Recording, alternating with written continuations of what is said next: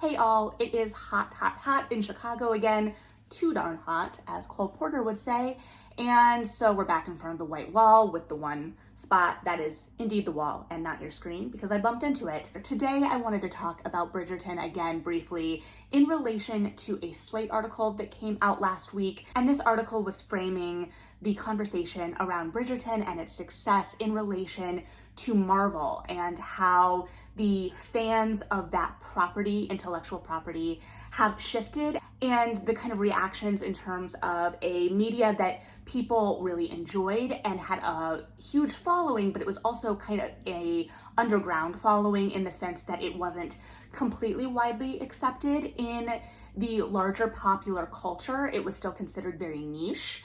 And romance has very frequently been looked down on as a genre, and now we have this juggernaut of a property that is coming from a very standard romance series, and a romance series that was 20 years ago, as I've talked about, and we'll talk about a little bit today, hopefully, as well. But just this idea of looking at this through the lens of a source material that was previously very beloved by a large group of people, but within a kind of niche, as I said, that was somewhat maligned by the larger popular culture, and how it is then embraced by the larger popular culture. I also think it would have been interesting if the article had mentioned, I don't think it does from my couple of readings, but feel free to correct me because I will link it below, had referenced Game of Thrones as well, because I think anytime you've got genre fiction, right, you come with this huge popularity, this huge fan base potentially, but sometimes it is looked down on by wider popular culture because there's this effort to kind of poo-poo things. And naturally humans kind of build hierarchies and sometimes will tear things down to make themselves feel better about other things. Neither here nor there, nor am I citing any actual statistics or studies for that general human observation. But the source material and the adaptation process of Bridgerton has been a conversation since the beginning, right? Cut away me from the future briefly. I am going to accidentally say adaptation instead of adaption a couple times in this video, I believe, because when I was a teenager, I got it in my head that it was adaptation instead of adaption. And for some reason, that one has been real hard for me to purge from just that muscle memory. So know that I know what it is, but apparently not all the time, and I am properly embarrassed. And a lot of my videos are really digging in to that process, what the changes were, what they mean, why they may be there. And even as much as I have many videos on Bridgerton now, I'm clearly a fan of both the books and the show, I don't consider myself someone in the fandom because I just am not devoting enough time in fandom spaces to really have a full sense of that. So do know that I am not as fully entrenched in the idea of fandom that has developed around this property within the last couple of years. And also, you know, what that means. We've got people who've read the books. I read the books when I was a teen. I reread the books since then, and had a great sense of connection with these books. They were some of the first romance books I read, really helped get me into the genre. And so what does it mean when you take something that has a deep personal connection to some readers and start changing things? Because things are going to need to be changed just from the nature of page to screen adaptation and the demands of the different media, as well as how the source material may be a little dated compared to when it came out, because romance, the conversation around romance, the genre itself moves very quickly. And some of the early books in the series, when I reread them, they feel dated. They felt dated. And to be clear, there have been the debates around the Duke and I forever, as far as I can tell. I wasn't, deep on the internet within romance communities to be aware of that conversation in the 2000s. But whenever I get a sense of this series pre the show, I have always had a sense that that is a conversation that has been happening. But along with that, and as I kind of referenced before, there have been conversations about these books on the internet, right? They are something that people reference, the B scene in particular. And so what happens when these things that kind of loom in the cultural consciousness of this very specific group of people start to change? And I think that that is why we saw some discontent from some viewers with season 2. It was undeniably, I think, and again, my opinion, a really successful translation for the screen. I think that the numbers prove that it resonated with a lot of viewers, but there are a lot of readers that felt left behind in that. And I'm guilty of that as well in certain aspects. I talked about missing the real further emotional connection between Anthony and Kate and wanting to see that kind of after the wedding, seeing them interact with each other in a more confined setting, that kind of marriage of convenience. How are they reacting? And seeing Kate's vulnerabilities broken down even more within their relationship. But for the arc that was on the show, it all made sense. Sure, I think that there were still places the pacing could have been played with to give Kate and Anthony more time, their story more time. But in terms of the arc of it, what happened made sense. And now we're moving into, upsetting the natural order of the books. And some readers like me are like, cool, that makes sense with what has been established in the show. I'm interested to see what we're building here, how we're going to change this, how these characters are going to react to the circumstances that have been set up, how we're still going to reference book 3 and the beloved parts of it. Book 4, I should say, season 3. Now I'm going to get all confused. And then we have readers that feel very unsettled by the possibility of these changes. And that is completely valid too. And so this article kind of talks about the difference between like nerds and snobs, which I don't know if that is exactly how I would frame it, but I think the author is just looking for a way to differentiate between those that are an existing fandom or appreciators of intellectual property, that are already fans of the thing, and whether they are welcoming or not to new fans with new iterations. Like I said, I have been a fan for a long time of Bridgerton, of romance. That being said, am I not a good enough fan because I didn't go to the Bridgerton experience? I totally could have. I live in Chicago, but as a theater person, I don't really like interactive theater. And I thought it sounded like really cool interactive theater. And I would have loved to kind of see how it operated, but also I think that would have been my worst nightmare as a patron, as a viewer. I just don't like to be interacted with within theater necessarily. Side note. But like, I'm not going to like themed teas or this or that or the other. So am I not a big enough fan? And that's me sitting here making a video for the internet about this property. But I'm never going to pretend that I know everything. I'm never going to pretend that I have the answers. This is just me talking through my thoughts. So when the thing becomes bigger, as a person who knew the property before, who was posting excited Instagrams the minute it was announced with the Shonda Rhimes kind of property lineup, I was like, did I see this incorrectly? Is this the Bridgerton that I know? Because it felt so personal at the time. And this idea, I think too, and this is touched on in the article, this idea of something that can feel so personal. So to finish my previous thought before I dig into that more and unpack that more, apologies for being a little scattered here. I promise I have thoughts written down, but my brain is moving quick. It would be easy to, kind of cut off and say, but I was a fan before, and get very protective of the thing because you've tied up so much of your identity in the thing. Now, granted, I haven't tied up any of my identity in this, so it is what it is. But the conventions of romance are much different than the conventions of TV. So then you've got TV viewers, fans of the show, who might have different expectations or desires based on what they're seeing play out on TV and what they have been taught as TV viewers that they can expect from certain structures and storylines, and they get passionate about wanting to see that play out. And meanwhile, you have fans of serious romance who are excited to see conventions of that played out, like the happily ever after and moving couple to couple. I'm not saying that fans of romance have never seen TV, clearly. Nothing is mutually exclusive here, but you've got different sets of expectations depending on how you're approaching the property, further compounded by the fact that something like this hasn't really been translated to the screen in the way that we're seeing before. We have not seen that shift from one couple to another, like with that stark focus, until season 2. And there were some definite growing pains in the discourse around that. As much as I try, not to admire myself in the discourse, there was a lot of talk when Regé-Jean Page left, and there were a lot of comments even on my video about it when I was like, hey, this stinks. He was great. I agree. But the romance conventions don't make this quite as dire a situation as we might think it is in this moment. And people were understandably not happy because as they had been taught as viewers to expect things, they had been set up with this character that they loved and wanted to see thrive, and they saw it as kind of like a betrayal of being ripped away from them in some ways. And I'm putting words in mouths a little bit, so apologies for that.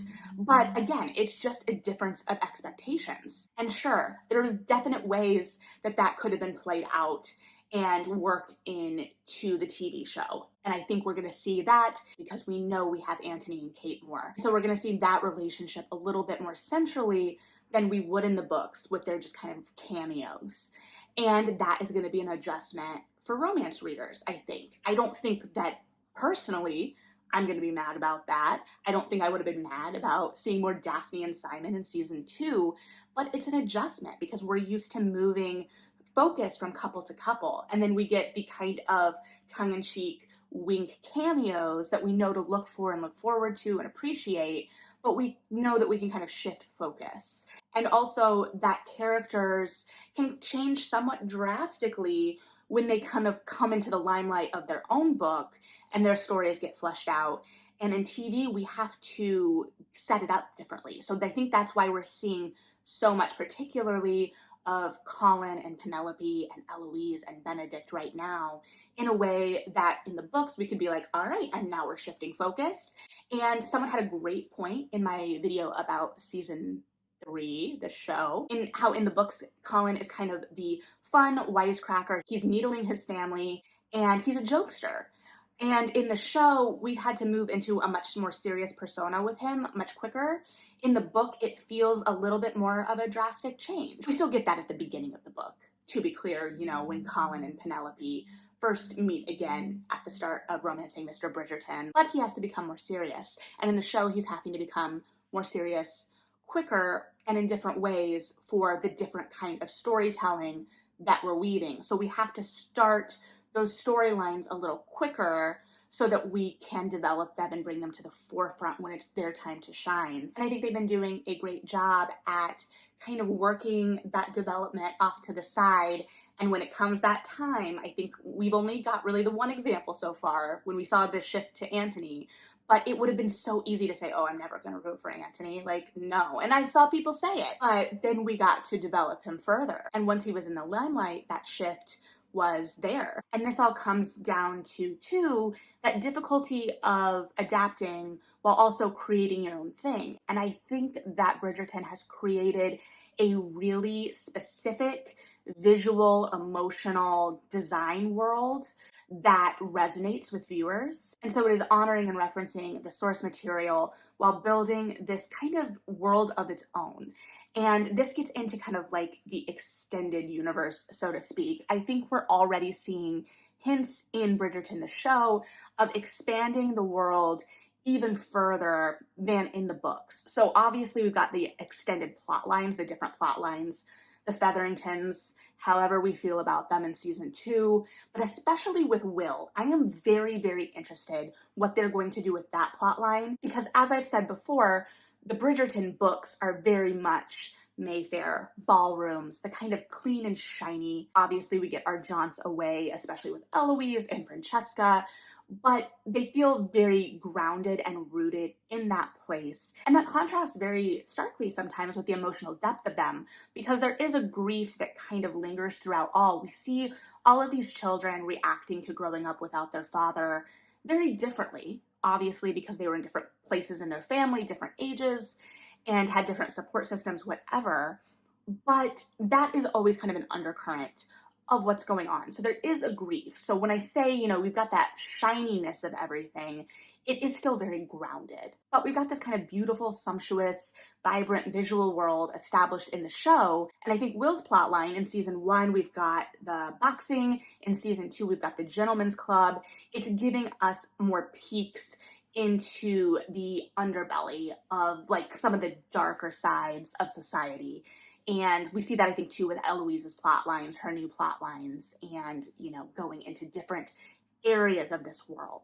And in terms of like extended universes, romance extended universes, this definitely plays in because we have a lot of authors now that are kind of playing in those darker worlds.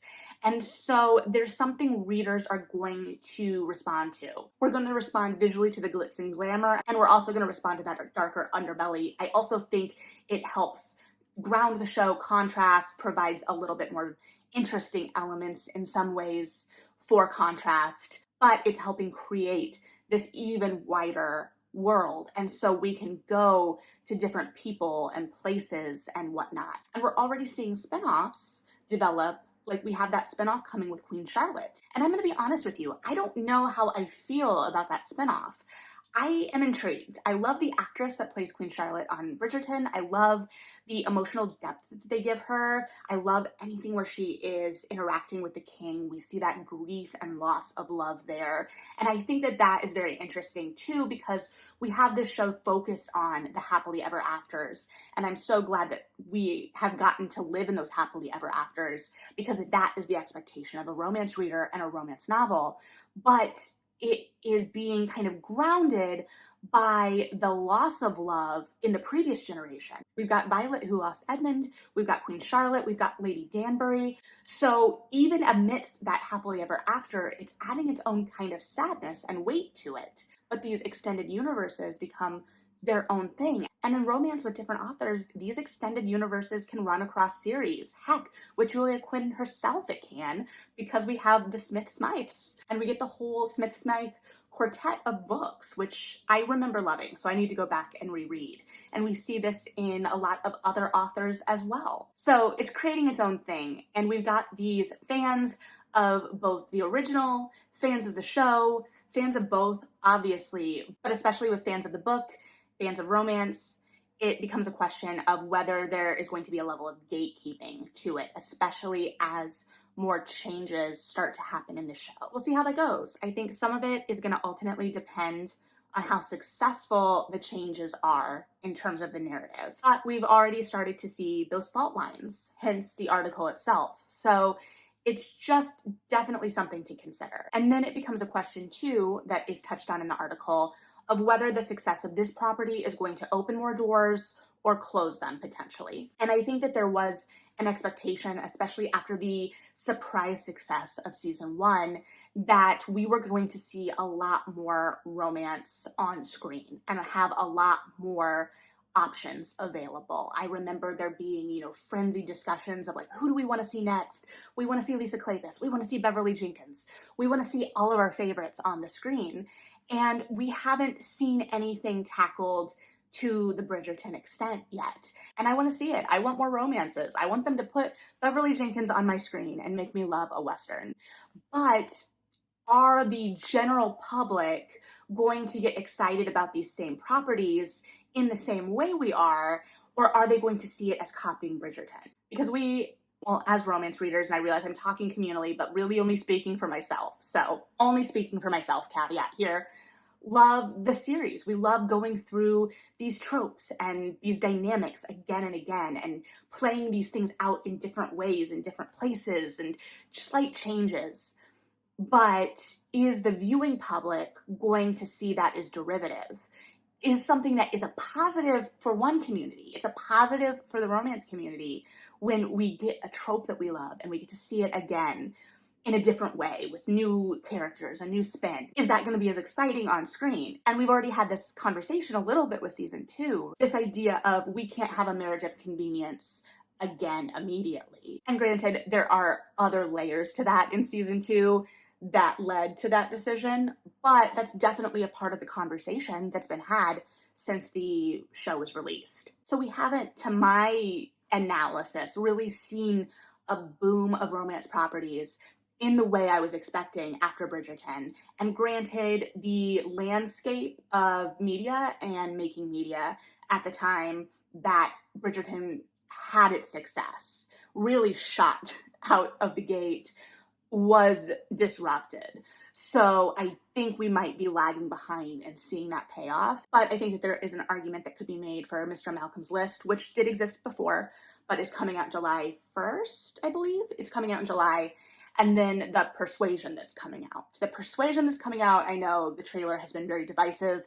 I need to go back and read Persuasion. I'm sure I'll have thoughts on it, but the tone does feel like it's pulling on similar aesthetics. And what too are those aesthetics that are going to resonate with people as we start adapting these different properties. I will say, slight detour here in terms of the aesthetics, I think Bridgerton gets it really right because, as I've said before, romance is often written for the time that it's in, not the time it's about.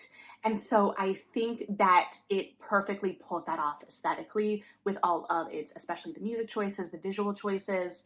It's referential. It feels of, an aesthetic, a place, but also feels very modern in many ways. And so I think that that is part of the reason that it resonates. And so I think that that emphasis on tone too is going to be a part and important to the conversation. But again, when you're trying to match kind of the tone of the books, whatever those books may be at this point, we're talking about potentially, getting more stories.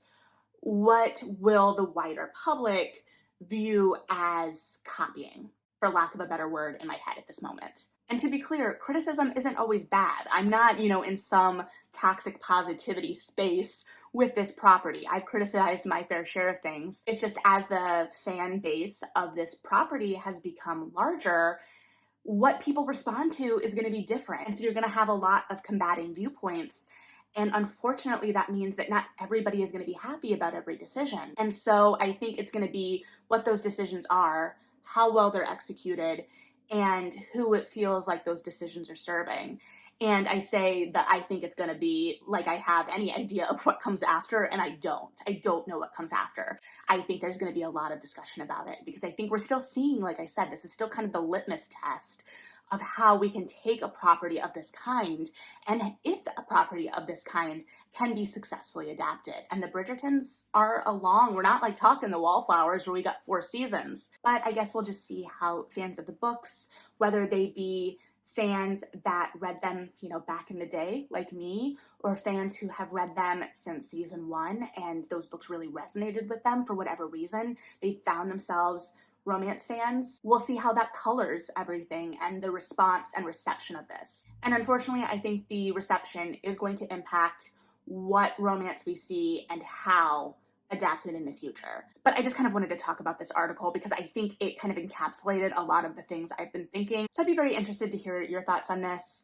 When you became a fan of the property, what drew you to it, and how you think that is shaping your views of Bridgerton as a show and your expectations, as well as what you think that this may continue to mean for romance as a genre within the context of Bridgerton specifically. I know that there are whole other conversations that could be had about romance as a genre, especially in terms of like TikTok and the widening of the audience there and how conventions are different. But that can be a conversation another day if you're interested. And as always, I'm not positioning myself as an expert. I'm just positioning myself as someone with a history of reading romance novels and some thoughts. So thanks for hanging out and listening to those thoughts. Read something good, and yeah,